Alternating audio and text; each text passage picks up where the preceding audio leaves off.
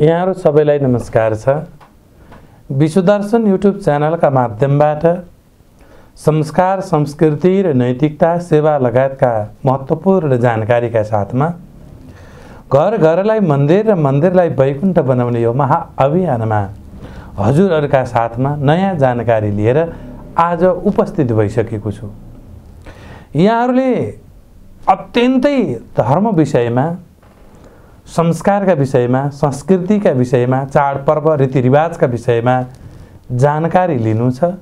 यसको सही अर्थ बुझ्नु छ। हामीले किन व्रत गरिरहेका छौं, हामीले किन चाड मनाइरहेका छौं, यसका वैज्ञानिक कारणहरू के हुन् र यसका शास्त्रीय आधारहरू के हुन् भन्ने कुराहरूलाई जान्नु छ र मानवले मानव भएर व्यवहार गर्न सिक्नु छ र समाज सेवाका लागि अघिल्तिर सर्नु छ भने विश्वदर्शन युट्युब च्यानललाई सब्स्क्राइब अवश्य गर्नुपर्छ।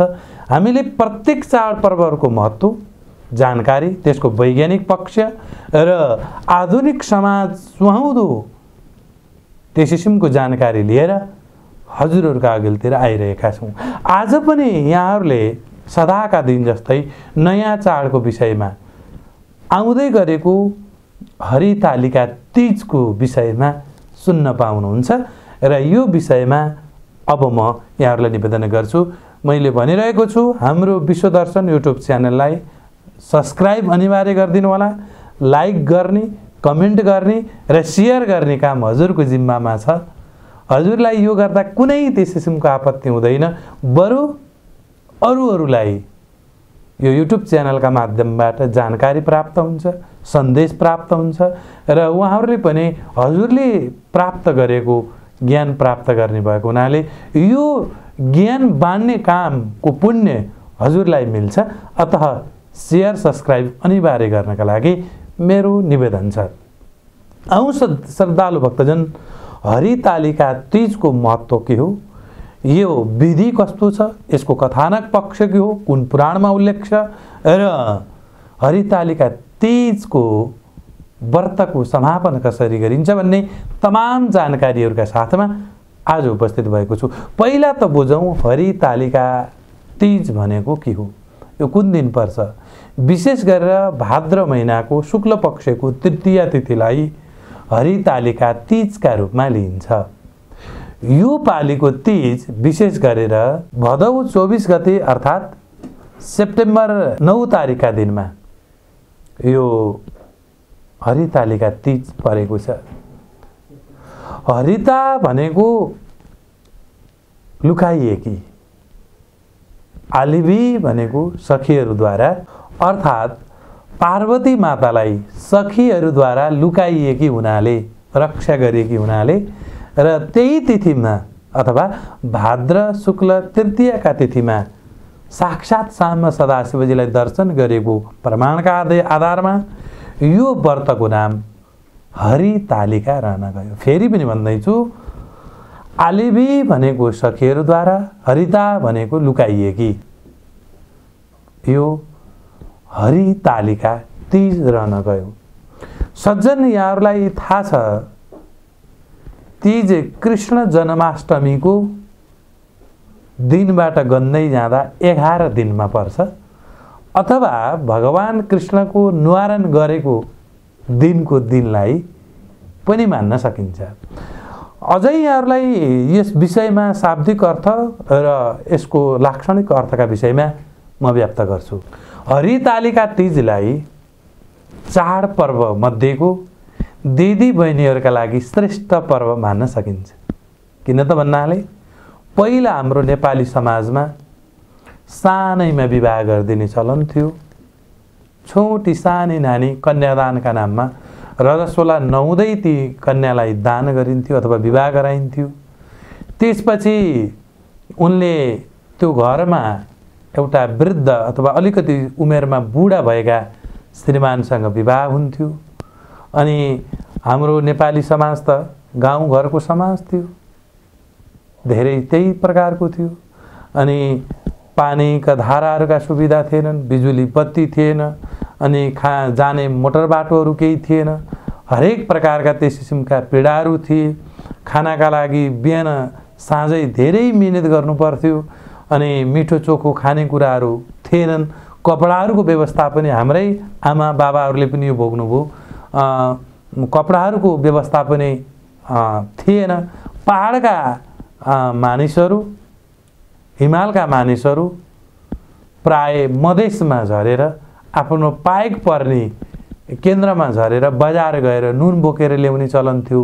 यो बेलाको व्याख्यालाई एउटा गीतका माध्यमबाट, त्यो चेलीको वेदनाका माध्यमबाट आफ्ना माइतीहरूलाई, छरछिमेकीहरूलाई सुनाउने र हल्का हुने काम तीज पर्वका रूपले हाम्रो समाजलाई दिन्थ्यो र दिएको छ। त्यो अहिलेका समाजमा, अहिलेका जमानामा, अहिलेका बेलामा अलि भिन्न रूपले आए पनि वास्तवमा सन्देश त्यही प्रकारको बुझ्न सकिन्छ। यहाँहरूलाई निवेदन गरौँ, एउटी छोरीको व्यथा वेदना कस्तो प्रकारको हुन्थ्यो त? उनीले बिहानै पानी बोक्न जानु पर्थ्यो, झाडु पोछो गर्नु पर्थ्यो, मेलापातमा जानु पर्थ्यो, खानाका लागि सास ससुराहरूले मिठो चोखो दिनुहुन्थेन। अनि श्रीमानसँग उहाँको सम्बन्ध किन भन्दा उमेरको डिस्टेन्स पर्थ्यो, उमेरको भिन्नता पर्थ्यो, त्यस कारणले श्रीमानलाई उहाँले त्यति राम्रोसँग चिन्नुहुन्थेन। ती चेलीलाई यो तीजका बेलामा भाइले, दाजुभाइले अथवा उहाँका बाबा आमाले गएर एउटा पर्वका रूपमा लिएर आउने र दर खुवाउने। चेली दुःखमा छिन्, पीडामा छिन्, मिठो चोखो नपाएर उनले त्यहाँ शरीरलाई अस्वस्थ पनि भएको हुनसक्छ। त्यस कारणले अलिकति टेसिलो, अलिकति घिउ, दही, दुध आदिहरूको परिकार बनाएर यिनलाई खुवाउनुपर्छ भनेर दर खुवाउने चलन, मिठो परिकारहरू बनाएर खुवाउने चलन आयो। त्यसपछि ती चेलीले तीजको दिनमा रमाइलो गर्छिन् अनि गीत आदिहरू गाउँछिन्, व्रत बस्छिन्। भोलिपल्ट फेरि अर्को दिन आउँछ, पर्सिपल्ट फेरि पञ्चमी आउँछ। पञ्चमीमा उनले आफ्ना पतिका लागि सारा अनि त्यस किसिमका रजस्वलाका दोषहरू निवारणका लागि उनले पञ्चमीको पूजन गर्छिन् सप्तर्षि सहितको। त्यसपछि उनी फेरि आफ्नो कार्यमा, आफ्नो गृहमा, कर्मक्षेत्रमा उनी प्रस्तुत हुन्छन्। अब ध्यान दिनुपर्ने कुरा कहाँ छ भने सज्जन, अब तीजमा चाहिँ दाजुभाइले दिदी बहिनीलाई घरमा गएर लिन जानुपर्ने। अब फेरि विचार गरौँ, अब दाजुभाइलाई साटो फेर्ने। ती दिदीले तीजमा लिन आएको भाइ दाइलाई साटो कति बेला फेर्छिन् भने भाइ टिकाका दिनमा। यदि भाइ आउन सकेनन् या भाइलाई समस्या पर्यो भने पनि यो मेरो कर्तव्य हो, उसलाई मैले आशीर्वाद दिनुपर्छ भनेर यम पञ्चकका बेलामा, भाइ टिकाका दिनमा, भाइ पूजाका दिनमा उनले गएर मिठो चोखोहरू, नयाँ कपडाहरू, मालाहरू, मखमली मालाहरू लगाइदिएर दाजु र बहिनी अथवा दाइ र बहिनीको सम्बन्ध सुधार गर्ने चाडपर्वका रूपमा अथवा ती दुईटा चाडहरूको समन्वयका रूपमा यो तीजलाई लिन सकिन्छ। दाजुभाइले दिदीबहिनीलाई सम्मान गर्ने र दिदीबहिनीले दाजुभाइलाई प्रेम गर्ने, यो एउटा भातृत्व जगाउने, एउटा प्रेम जगाउने, परिवारको त्यस किसिमको मिलन बनाउने, परिवारको एउटा भावना साटासाट गर्ने, एक आपसमा ऊर्जा थप्ने र नयाँ नवीकरण गर्ने कार्य आशीर्वादका माध्यमबाट यी चाडहरूले दिएका छन्। त्यस कारणले पनि तीज दाजुभाइ र दिदीबहिनीहरूको प्रेम बढाउने, माइती र त्यस किसिमका घर कर्मक्षेत्रको एउटा सम्बन्ध स्थापना गर्ने चाडका रूपमा यसलाई आधुनिक समाजमा लिनुपर्छ। र तीजको कथा छ, यसको विधान छ, व्रतको विधान छ। यस विषयमा मैले व्याख्या गर्ने छु। पहिलाका दिदीबहिनीहरूले गीत कस्ता गाउँथे, तीजमा कस्तो हुन्थ्यो? सारा दिदीबहिनीहरू सबै आफ्ना घरबाट आउनुहुन्थ्यो, माइतमा आउनुहुन्थ्यो। एउटा चौतारो अथवा एउटा नाचघर, एउटा निश्चित स्थानमा सबै गाउँभरिका दिदीबहिनीहरू तीजका दिनमा भेट हुनुहुन्थ्यो। अनि गोलो तरिकाले सबै दिदीबहिनीहरू, आमा भाइ भतिजहरू यो मेला लाग्ने क्षेत्रमा आफ्नो ग्रुपमा बस्नुहुन्थ्यो। अनि बिचमा एउटी बहिनीले आफ्ना गीतका माध्यमबाट आफ्ना वेदनाहरू, घरका समस्याहरू, घरका सुख दुःखहरू सबैलाई माझ्नुहुन्थ्यो र आफै नाच्नु पनि हुन्थ्यो। यसरी तीज नयाँ त्यस किसिमका छोरीहरूलाई छोरीहरूका लागि नयाँ कपडाहरू किनिदिने, त्यस किसिमको भर्खर बर्खा गएको छ नि त, असार साउनको त्यो हिलाम्य भएका कपडाहरूलाई फेरेर नयाँ कपडाहरूद्वारा उनलाई चाहिँ राम्री बनाउने अथवा नयाँ कपडाहरूद्वारा श्रृङ्गारित गर्ने अनि नयाँ सामग्रीहरूद्वारा, सौभाग्य सामग्रीद्वारा अनि श्रीमती अथवा दिदीबहिनी पनि सुशोभित हुने, त्यही किसिमको गरगहनाहरू, हुन त यसलाई अन्यथा हामीले बुझ्नु हुँदैन, सौभाग्य सामग्रीहरू पहिनेर छपक्क लगाएर उनी नाच्छिन्। र अब पहिलाको गीत र अहिलेकामा फरक छ। पहिला गीत कस्तो गाइन्थ्यो?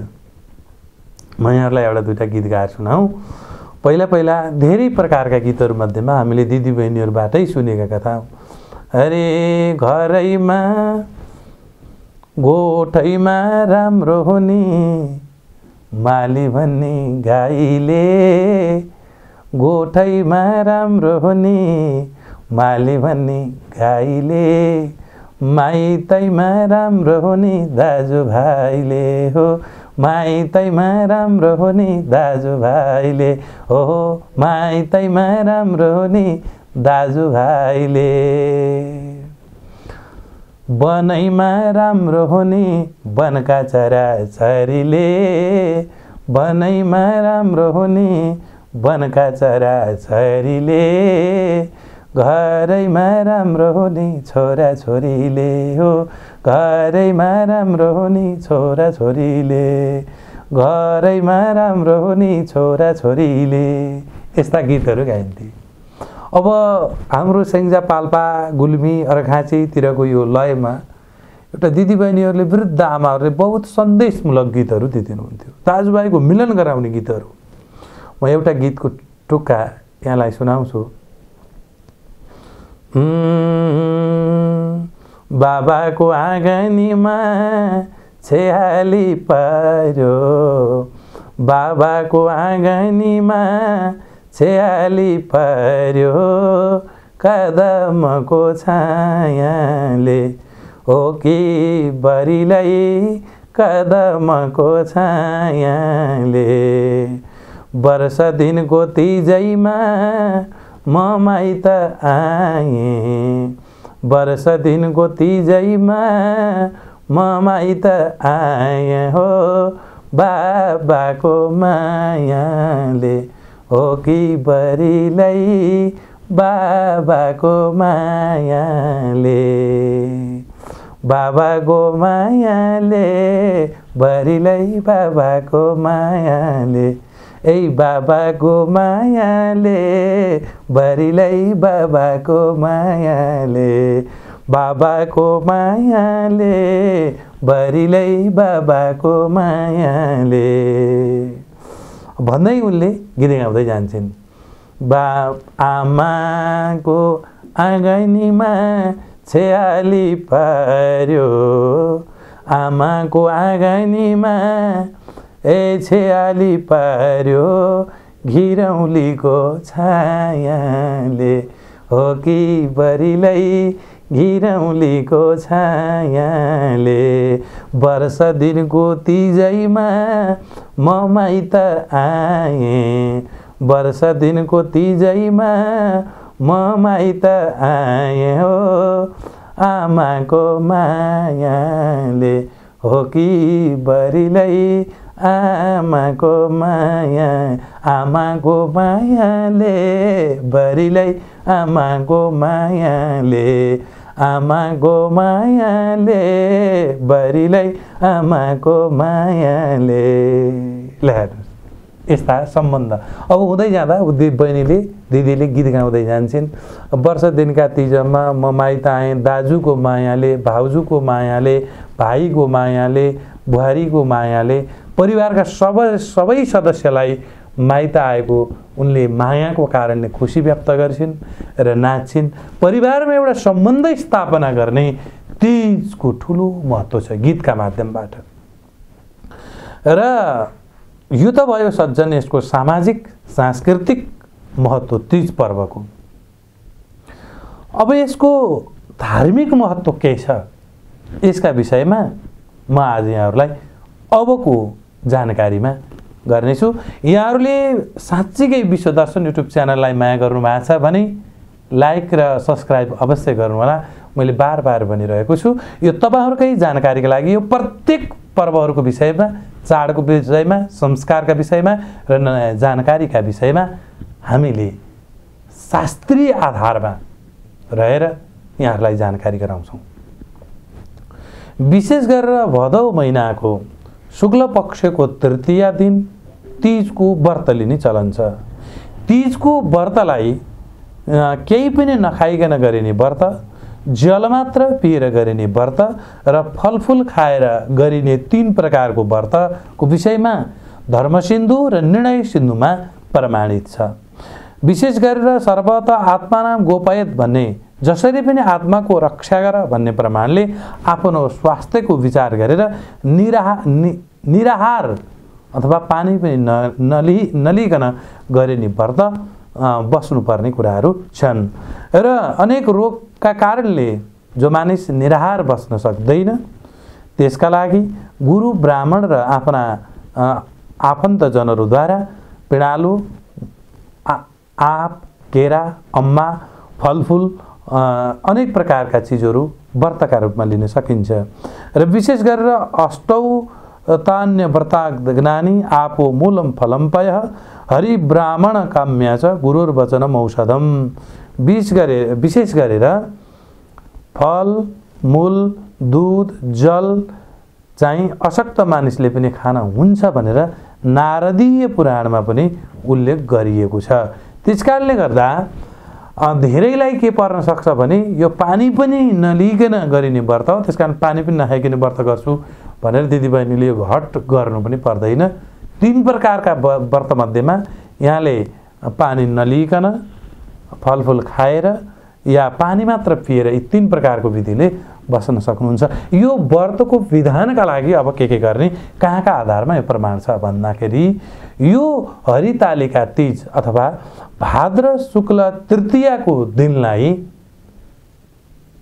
पार्वतीको र शिवजीको सम्बन्धका कारणले आफ्ना पतिको आयु, आरोग्य र उनको वृद्धि, उत्तरोत्तर वृद्धिका लागि लिने व्रतका रूपमा पनि यसलाई मानिन्छ। यो भन्दै गर्दा पत्नीले गरिदिएर पतिले जे पनि खान हुने भनेको बुझ्न चाहिँ हुँदैन। पत्नीले पतिका लागि गरिने एउटा महत्त्वपूर्ण व्रत मध्येको यो व्रत हो। शास्त्रमा उल्लेख छ पतिले गरेको सबै आधा पुण्य चाहिँ पत्नीलाई गइहाल्छ, तर पत्नीले गरेको पतिले आउँदैन। तर यो तीजको व्रत चाहिँ पतिका लागि विशेष सौभाग्यवतीका लागि, किन त भने पार्वतीले कन्या अवस्थामा नै पति प्राप्त गर्नका लागि गरिएको व्रत भएको हुनाले यो तीज नाम गरेको व्रत यो हरितालिका पतिका सौभाग्य प्राप्तिका लागि, पतिको सर्वोच्चका लागि गर्ने विधान हो, शास्त्रीय विधान हो। अब यो बिहानै उठ्नु, यसका लागि बिहानै उठेर नित्यकर्म नुहाई धुवाई त्यही किसिमले विधान तरिकाले गर्नु, नयाँ वस्त्र, नूतन वस्त्रहरू लगाएर बत्तीलाई साक्षी राखेर दियो कलश गणेश स्थापना गरेर त्यस किसिमको तरिकाले केराका थम्माहरू गाडेर अनेक प्रकारका वस्त्र सौभाग्य सामग्रीहरू तयारी गरेर गुरु ब्राह्मणहरूद्वारा मिलेसम्म, नमिले भने आफ्नै विधिद्वारा भगवती माता पार्वती र साक्षात् सदाशिवजीको मूर्ति स्थापना गरेर त्यहाँ पूजन गर्नुपर्छ। धूप, दीप, नैवेद्य, सौभाग्य वस्त्र सामग्रीहरू र भजन कीर्तनका साथमा शङ्ख, घण्टा आदिहरू बजाएर यो हरितालिका तीज पर्वलाई मनाउनुपर्छ। र विशेष गरेर शिवजीका मन्दिरमा अथवा पार्वतीका मन्दिरमा, देवालयहरूमा गएर भगवान शङ्करको आराधना गरेर स्वयं त्यस किसिमको पार्वती माताको आराधना गरेर पनि यो पर्वलाई उत्साहका साथमा मनाउन सकिन्छ। यस विषयमा हरितालिका तीजको विषयमा वार्षिक रत्नावली अनि विभिन्न शास्त्रहरूका आधारमा, पुराणहरूका आधारमा यसलाई प्रमाण दिएर कथा गर्न सकिन्छ। कथानकका आधारमा हेर्ने हो भने कथाका पक्षबाट शास्त्रका आधारबाट हेर्दा एक दिन माता पार्वतीले शिवजीलाई सोध्नुभयो, प्रभु हजुरको अर्धाङ्गिनी बन्नुको कारण व्रत मध्येमा उत्तम व्रत र सारा जगतलाई कल्याण हुने व्रत हजुरले मलाई बताइबक्स्यो। यही कथाका उपरमा नैमिषारण्यवासी ऋषिहरू सुतजी महाराजजीसँग सोध्नुहुन्छ र भन्नुहुन्छ, सुतजीले बताउँदै जानुहुन्छ नैमिषारण्यवासीहरूलाई। तब भगवान् शङ्करजीले भन्नुहुन्छ, हे पार्वती तिमी कन्या अवस्थामा हुँदा भएको घटनालाई लिएर म तिमीलाई यो व्रतको उत्तम श्रेष्ठ व्रत बताउँछु। जसरी नदीहरूमा गण्डकी काली गण्डकी श्रेष्ठ छन् त्यही तरिकाले व्रतहरूमा यो तीजको व्रत श्रेष्ठ छ। जसरी शिलाहरूमा शालिग्राम शिला, वृक्षहरूमा पिपलको वृक्ष, तीर्थहरूमा दिव्य तरिकाले घुमारी घाट तीर्थ श्रेष्ठ छ त्यही तरिकाले व्रतहरूमा यो तीजको व्रत श्रेष्ठ। शिवजीले पार्वतीलाई बताउँदै जानुहुन्छ, पहिला हिमालय र मेनका नाम गरेका परम दिव्य क्षेत्रमा अनेक हिमालयहरूका साथसाथमा त्यो रमणीय त्यो क्षेत्रमा केरै केराका रुखहरू, आँपै आँपका रुखहरू, कटहरे कटहरका, लिची लिचीहरूका अनेक ताल तलैया र त्यो परम सुन्दर क्षेत्र हिमालयका क्षेत्रमा तिमी कन्या रूपमा जन्म्यौ। हे पार्वती मेनका आमा अत्यन्त खुसी हुनुभयो। तिमी शुक्ल पक्षकी पूर्णिमाका चन्द्रमा बढे जस्तै अत्यन्त सुन्दर तरिकाले बढ्दै र खुसी हुँदै अघिल्तिर बढ्यौ, बाललीलाहरू खेल्दै गयौ। एक दिन नारदजी आएर सोध्नुभयो, नानी तिम्रो नाम के हो? त्यति बेला तिमीले बताएकी थियौ, हिमालयको पारीपट्टि सानो मेरो गाउँ, पर्वतकी छोरी हुँ म पार्वती हो नाउँ। यसरी तिमीले पार्वती बताउँदै जाँदा हुर्किँदै जाँदा नारदजी हिमालय र मेनकाका अघिल्तिर पुग्नुहुन्छ। मेनका र हिमालयका अघिल्तिर गएर भगवान् नारायणलाई वैकुण्ठाधिपति विष्णुलाई हजुरकी छोरी योग्य छन् भनेपछि हिमालय खुसी भएर कल्पभेदका आधारमा विचार गर्नुपर्छ सज्जन। हिमालयले ठिकै छ मैले दिदिन्छु भनेर स्वीकार गर्नुभयो। यहाँ वार्षिक रत्नावलीका आधारमा कथालाई लिएर अघिल्तिर जाँदा सबै विवाहका लागि तयारी गरेको थाहा पाइसकेपछि पार्वतीले म त यिनका लागि योग्य होइन, नारायणका लागि त होइन भन्ने जानेर रुँदै अत्यन्त पीडाका साथमा जङ्गलमा गएर एकदम मूर्छा परेर फालिएर रोनुभयो। पार्वतीका अनेक साथीहरू मध्येमा त्यस किसिमका धेरै साथीहरू त्यहाँ जम्मा भए, छलफल भयो र तिमी किन यसरी रोदन गरेकी छौ भन्दा मलाई भगवान् विष्णुका साथमा नारायणका साथमा विवाह गरिदिँदै हुनुहुन्छ माता र पिताले भन्ने जानकारी प्राप्त भएपछि पार्वतीको यो समस्यालाई समाधान गर्नका लागि ती जया विजया आदि गरिएका सखीहरूले लुकाइएर रातभरि आज तिमीले जानु पर्दैन, यहाँ तिमी व्रत गर, अनुष्ठान गर। सल्लाह भयो र साक्षात बालुवै बालुवाको मूर्ति स्थापना गरेर भगवान् शिवजीको लिङ्ग स्थापना गरेर पार्थिव शिवलिङ्गको पूजन अत्यन्त कष्टका साथमा, आर्त पुकारका साथमा, श्रद्धाका साथमा, भावका साथमा जगत जननी माता पार्वतीले गर्नुभयो। त्यसपछि त्यो व्रतको प्रभावले खुसी भएर जल पनि नपिइकन अत्यन्त त्यस किसिमको श्रद्धाले समर्पित भएर व्रत गर्यौ हे पार्वती। त्यसपछि भगवान् शिवजी त्यहाँ प्रकट हुनुहुन्छ।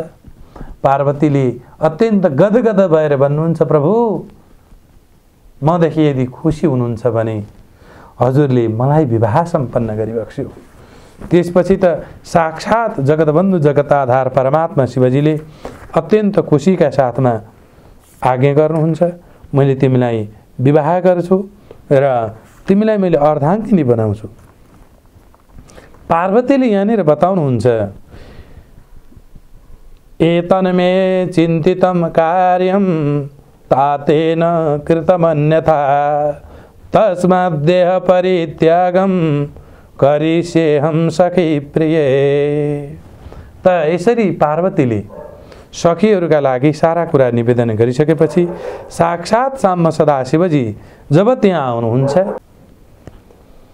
पार्वत्योवाच शृणुतात मया ज्ञातं त्वं दास्यसीश्वराय मां तदन्यथा कृतं तात तेनाहं वनमागतः।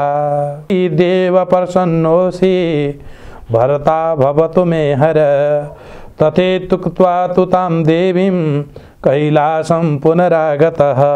यसरी जगत जननी माता पार्वतीले आज्ञा गर्नुभयो, हे प्रभु हजुर मेरो व्रतका प्रभावले आज भाद्र शुक्ल तृतीयाका दिनको व्रतका प्रभावले यदि खुसी हुनुहुन्छ भने मलाई हजुरकी पत्नी स्वीकार बक्सियोस्। भगवान शिवजी खुसी हुनुभयो र भन्नुभयो तथास्तु, म तिम्रो यो व्रतका प्रभावले अत्यन्त खुसी छु, तिमीलाई जय जय होस्। भगवान शंकर जानुभयो उता हिमालय, अत्यन्त पीडाका साथमा आफ्नी छोरीलाई खोज्दै रुँदै जङ्गलमा आउनुभयो। बाघले भालुले अनेक प्रकारका जीवजन्तुले केही हत्या गर्यो कि भन्दै पीडित हुँदै जाँदा सखीहरूद्वारा लुकाइएकी पार्वतीलाई भेटेर, हे पार्वती तिमी यहाँ कसरी बसेकी छौ, केही कतै केही घटना त भएन भनेर सोध्नुभयो हिमालयले। बाबा मलाई केही भएको छैन, भगवान शंकरको कृपामा माथि परेको छ। यदि हजुरले मलाई घर जान चाहन्छे छोरी भन्ने हो भने भगवान शंकरसँग मात्र मेरो विवाह गराइबक्स्यो। हिमालयले भन्नुभयो तथास्तु, तिमी व्रतका प्रभावले भगवान शंकरजीले नै तथास्तु भनिसकेपछि मैले तिमीलाई अस्वीकार गर्ने कुरै छैन, लौ हिँड भनेर त्यही व्रतका प्रभावले गर्दा जगत जननीले पार्वतीले विवाह सम्पन्न भगवान शंकरसँग गरेर अटल सौभाग्यवती र भगवान शंकरका त्यस किसिमका साथमा विराजमान हुनुभयो र शिव पार्वतीका रूपले रहनुभयो। जय बोलो कैलाश अधिपति भगवानको जय, शिव पार्वती माताको जय। त त्यसकारणले श्रद्धालु भक्तजन यो हरितालिका तीज व्रतको प्रभावका बारेमा शिवजीले भन्दै जानुभयो पार्वतीलाई, हे पार्वती जसले यो व्रत गर्छ, कथा सुनाउँछ, सुन्छ भने त्यसलाई पनि साक्षात पति पत्नीको मिलनका साथसाथमा अटल सौभाग्यवती र त्यस किसिमको यो लोकमा भुक्ति परलोकमा मुक्तिको प्राप्त हुन्छ भनेर शिवजीले स्वयं पार्वतीलाई बताउनु भयो।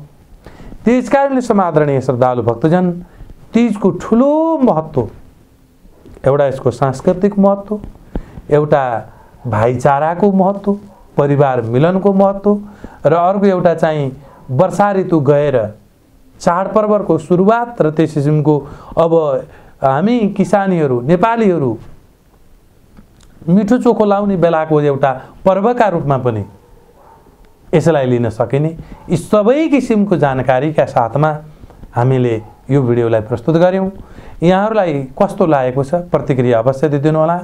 मन पराउनु भएको छ भने एक लाइक र सब्स्क्राइब अवश्य हुन्छ। यही निवेदनका साथमा अर्को जानकारीका साथमा आउने नै छु। ओम।